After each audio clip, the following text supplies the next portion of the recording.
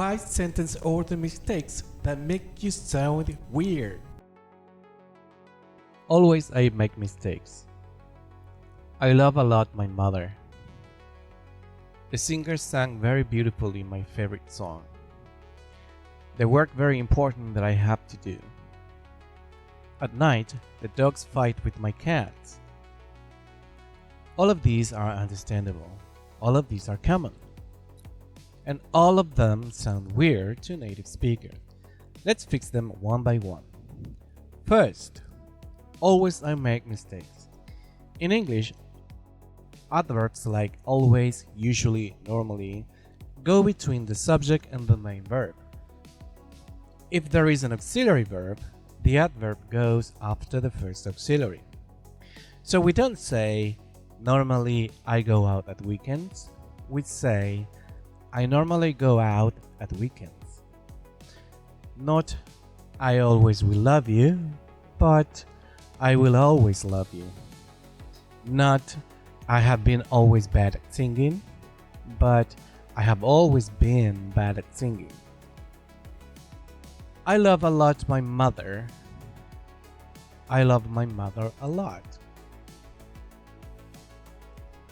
The singer sang very beautifully my favorite song. The singer sang my favorite song very beautifully. In English, when a verb has an object, the verb and the object must stay together. They are called transitive verbs, and you cannot separate them. Any adverb or extra information comes after. If you're not sure what a transitive verb is, I explained it clearly in another video. The link is in the description. The work very important that I have to do.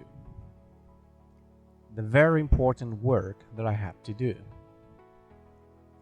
In English, adjectives that describe a noun go before the noun, not after.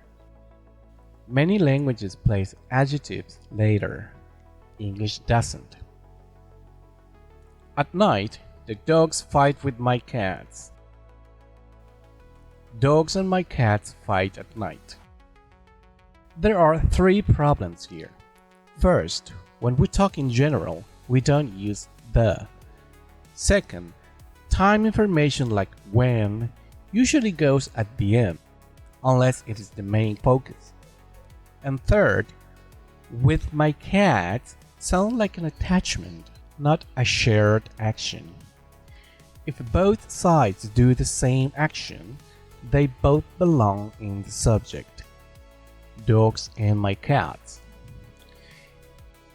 If you fix sentence order, your English sounds better immediately. Not tomorrow, not with more vocabulary, immediately. I hope this explanation saved you a lot of embarrassment. If this was useful, like and subscribe. More practical English tips are coming. Stay tuned. If this helped you, tell me in the comments.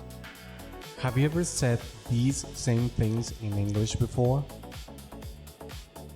Tell me about it in the comments. Thank you for watching and see you in the next one.